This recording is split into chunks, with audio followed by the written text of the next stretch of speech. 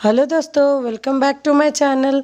हमारा टॉपिक चल रहा है विवाह और परिवार समस्याएं एवं विधान। इसके अंतर्गत आज हम दहेज प्रथा समस्या के बारे में इस वीडियो में बात करेंगे। हिंदू विवाह से संबंधित विभिन्न समस्याओं में से दहेज की समस्या एक भीषण समस्या है। आज के वर्तमान समय में भी शिक्षा के प्रसार और जीवन स्तर में सुधार के बावजूद दहेज प्रथा घटने के बजाय दिनों दिन अब बढ़ती जा रही है। यानी दहेज प्रथा, जहाँ हर प्रथाएं या रूढ़ियाँ जो समस्याएं हैं समाज की वो घटी हैं, लेकिन दहेज प्रथा एकमात्र ऐसी समस्या है जो दिनों दिन बढ़ती जा रही है। लड़का अगर डॉक्टर है, इंजीनियर है, प्रोफेसर है, प्रशासनिक अधिकारी है या कुशल व्यापारी और संपन्न परिवार से संबंधित है तो दहेज के बाजार में उसकी ऊंची बोली लगती है। दूसरी ओर सुंदर, सुशील और शिक्षित कन्या और दहेज के अभाव में उसका सही विवाह नहीं हो पाता है या कहे उसे एक अच्छा वर नहीं मिल पाता है। दहेज को लेकर प्रतिवर्ष भारत में हजारों नव विवाहिताएं आत्महत्या करती हैं या उन्हें जिंदा जला दिया जाता है। हालांकि वर्तमान समय में इन समस्याओं में थोड़ी कमी आई है लड़कियों के शिक्षित हो जाने के कारण, पर दहेज प्रथा में कमी नहीं आई है। दहेज के भूखे भेड़ियों और नर पिचासों ने विवाह की पवित्रता को समाप्त कर इसे केवल लाभ का सौदा बना दिया है। कानून दहेज प्रथा को समाप्त करने में निष्क्रिय रही है। इस दहेज प्रथा को समाप्त करने का दायित्व अगर नवयुवक या आजकल के युवा पीढ़ी उठा ले तो शायद इसमें कमी आ सकती है। अब हम जानेंगे दहेज प्रथा का वास्तविक अर्थ और उसमें जो विकृत स्वरूप है उसके बारे में।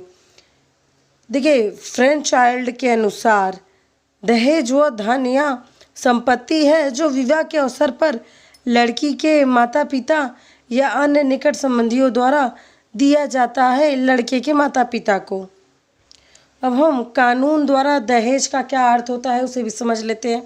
देखिए, दहेज निरोधक अधिनियम 1961 के अनुसार दहेज का अर्थ कोई ऐसी संपत्ति या मूल्यवान निधि है जिसे विवाह करने वाले दोनों पक्षों में से एक पक्ष एक दूसरे पक्ष को देते हैं। विवाह में भाग लेने वाले दोनों पक्षों में से किसी भी एक पक्ष के माता पिता या किसी अन्य व्यक्ति ने किसी दूसरे पक्ष अथवा उसके किसी व्यक्ति को विवाह के समय, विवाह के पहले या विवाह के बाद विवाह की एक आवश्यक शर्त के अनुसार इस रकम को दिया हो या एक पक्ष दूसरे पक्ष के द्वारा दिया गया वह धनराशि जो शर्त के अनुसार दिया गया हो उसे ही कह सकते हैं कि कानून के रूप में दहेज कहा जाता है। दहेज की यह परिभाषा अत्यंत ही विस्तृत है जिसमें वर मूल्य एवं कन्या मूल्य दोनों ही आ जाते हैं।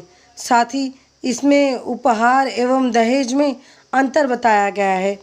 दहेज विवाह की एक आवश्यक शर्त के रूप में दिया जाता है, जबकि उपहार देने वाला अपनी इच्छा के अनुसार उपहार देता है, इसलिए उसे दहेज के रूप में नहीं देखा जाता है।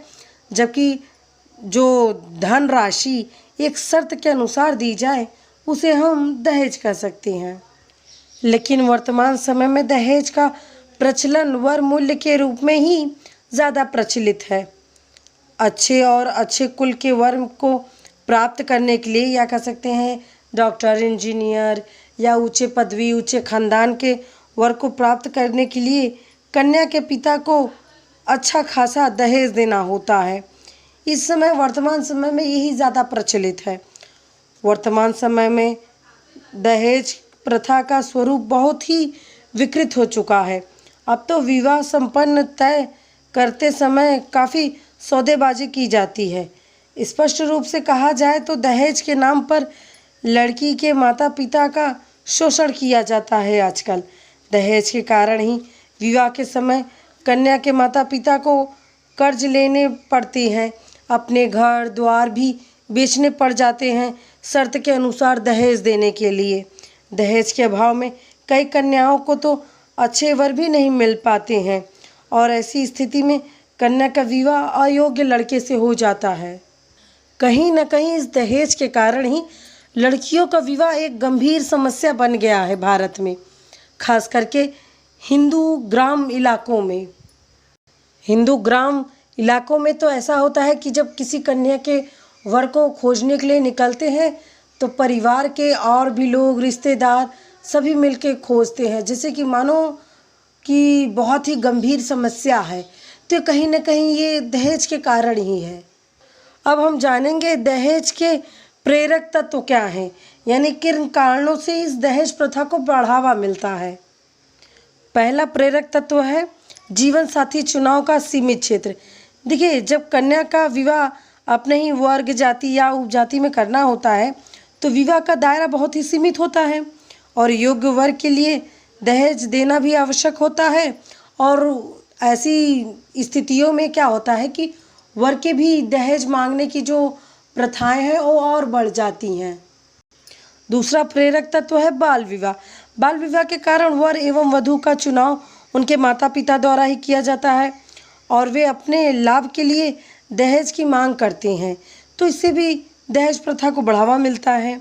विवाह की अनिवार्यता। देखिए, हिंदुओं में कन्या का विवाह अनिवार्य माना गया है। इसका लाभ उठाकर वर पक्ष के लोग अधिक से अधिक दहेज की मांग करते हैं, क्योंकि विवाह तो करना ही करना है, वो ज़रूरी है। तो ये भी एक कारण है दहेज प्रथा को बढ़ावा देने के लिए। कुलीन विवाह।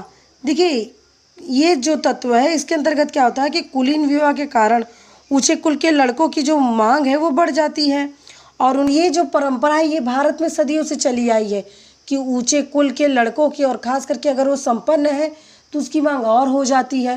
तो इसलिए उनको भी दहेज देने के लिए कन्या पक्ष अधिक से अधिक एकत्रित हो जाते हैं, क्योंकि हर कन्या का पिता ये सोचता है कि उसकी जो बेटी है वो ऊंचे कुल में जाए, इसलिए भी दहेज प्रथा को बढ़ावा मिलता है। और एक महत्वपूर्ण प्रेरक तत्व है शिक्षा एवं सामाजिक प्रतिष्ठा।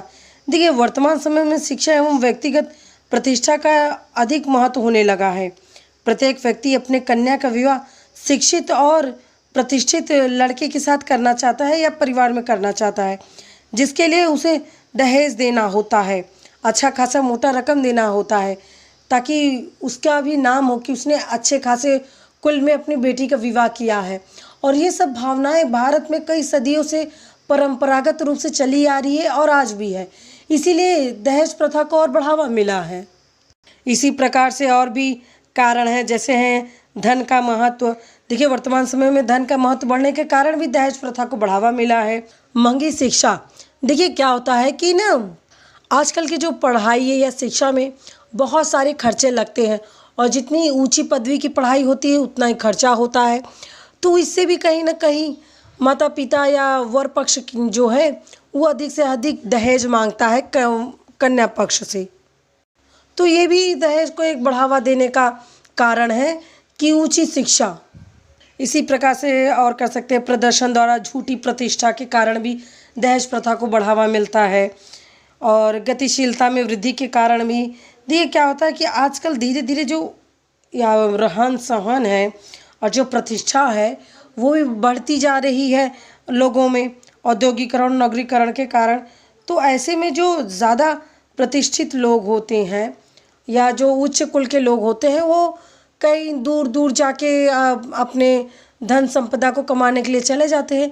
तो इस कारण भी क्या होता है, वर अच्छा खासा नहीं मिल पाता है, तो इसलिए भी दहेज प्रथा को बढ़ावा मिलता है, क्योंकि जो आसपास उच्च कुल के और अच्छे कुल के लड़के होंगे वो तो कम ही होंगे, इसलिए भी दहेज प्रथा को बढ़ावा मिलता है। तो इसलिए कहा गया है कि गतिशीलता में वृद्धि के कारण भी दहेज प्रथा को बढ़ावा मिला है। सामाजिक प्रथा। देखिए, दहेज प्रथा का प्रचलन समाज में एक सामाजिक प्रथा के रूप में पाया जाता है। जो व्यक्ति अपनी कन्या के लिए दहेज देता है वो अपने पुत्र के लिए भी दहेज प्राप्त करना चाहता है। तो इस तरह से ये जो प्रथा है ये सदियों से चली आ रही है, तो इसलिए भी इस दहेज प्रथा को बढ़ावा मिला हुआ है। आर्थिक प्रतिस्पर्धा। देखिए, आज का युग में क्या है, आर्थिक जो स्पर्धा है वो बढ़ती जा रही है।